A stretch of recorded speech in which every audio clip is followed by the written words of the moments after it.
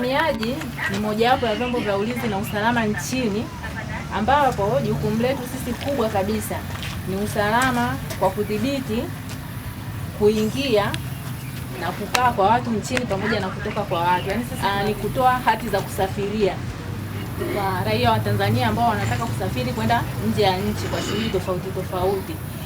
Na pia tunafanya misako na doria kwa raia wa kigeni, yaani watu ambao sio raia wa Tanzania walioingia nchini kwetu kwa kutokufuata sheria na taratibu.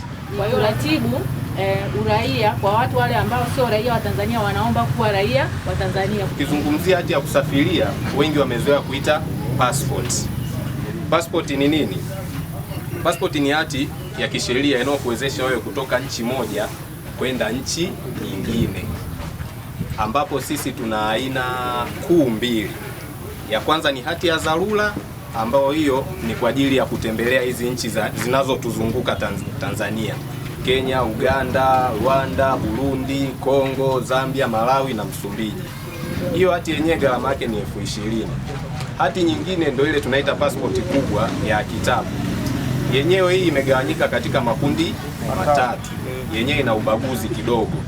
Kuna hati ya kawaida ni ordinary, yenyewe anapata Mtanzania yoyote. Sifa ya kupata hiyo pasipoti, cha kwanza uwe raia wa Tanzania, aidha kwa kuzaliwa, kwa kulisi au kwa kuandikishwa. Ukishakuwa raia wa Tanzania, hiyo ndio inakuwa sifa mama wewe kupata hiyo passport. Sifa ya pili, uwe na cheti cha kuzaliwa, uwe na NIDA. Haijalishi una umri wa miaka mingapi, hata kama mtoto amezaliwa leo ana uwezo wa kutengenezewa hiyo passport. Passport ya pili tunaita ni passport ya huduma, service passport. Hii yenyewe inatolewa kwa viongozi waandamizi wa serikali. Mfano wakuu wetu kinadasi yao amepewa shughuli ya kuwakilisha nchi, anapewa service passport. Katibu mkuu kiongozi anapewa service passport. Passport ya tatu yenyewe tunaita diplomatic passport. Hii ni hati ya kidiplomasia ambayo cha kwanza na yenyewe na madaraja. Wewe ni mwanadiplomasia lakini tunakugawa. Kuna special diplomatic na diplomatic ya kawaida. Utajiuliza, rais anapata pasipoti gani kama ya kwangu? Hapana. Rais anapata special diplomatic. Special diplomatic inatoka kwa viongozi 7. Rais, makamu wake na waziri mkuu. Kwa Zanzibar inatoka kwa rais, makamu wake na makamu wake. Kwa anakuwa 6, naibu waziri mkuu. Na yeye anapata special diplomatic. Hizi diplomatic nyingine ndio unakuta waziri anapewa, mbunge anapewa, labda mwanasheria mkuu anapewa. Hata wewe unaweza ukapewa endapo nchi itasema wewe nenda ukatuwakilishe kwenye mambo ya kidiplomasia nchi yoyote ile. Kwa hiyo tunawaambia haya ili muweze kujua, kwa maana kuna vitu vingi sana sisi wa Tanzania hatuvifahamu. Ili uwe na passport inatakiwa na sifa gani? Ya kwanza nimesema wewe Mtanzania. Ya pili uje ofisini tukuelekeze vingine. Sasa cheti cha kuzaliwa tutakuhoji vizuri, pia uwe na hela. Passport ndogo ni shilingi 20,000. Hiyo ambao unaweza kwenda Kenya, Uganda, umepata kama mchongo wa kukwea pipa ni 150,000. Chapu pia ndani ya wiki moja na nusu, wiki mbili, passport yako unapata, michongo unaenda kufanya. Kitu kingine, kuna kitu wanaita visa. Wengine wanaulizaga visa ni nini? Passport ni nini? Visa ni kibali cha kuingia kwenye nchi fulani. Unaweza ukawa na passport lakini usiweze kuingia kwenye nchi fulani. Passport ni kama kitabu hichi. Kwenye kile kitabu huwa tunagonga mihuri.